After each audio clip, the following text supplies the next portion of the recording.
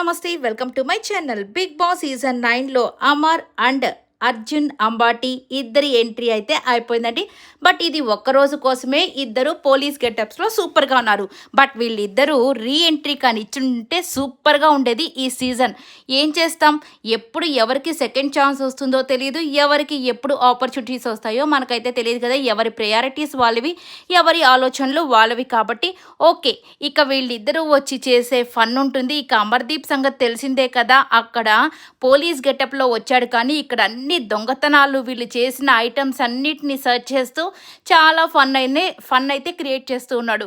ఇక అర్జున్ చూడగానే ప్రతి ఒక్కరికి కొద్దిగా భయం వేస్తుంది. దాని తర్వాత కొద్దిగా తను కూడా జోవియల్గానే ఉంటాడు.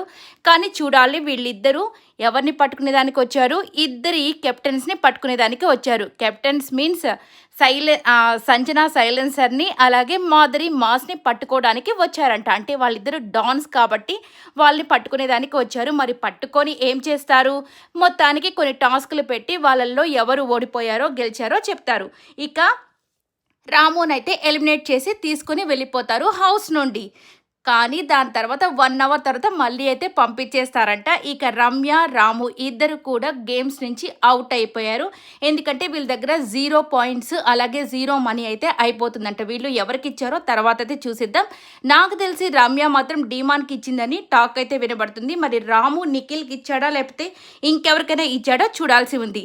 ఈ ఎపిసోడ్ కోసం చాలామంది ఎదురు చూస్తున్నారు కదా, ఈ రోజే వస్తుంది, చూసి ఎంజాయ్ చేయండి.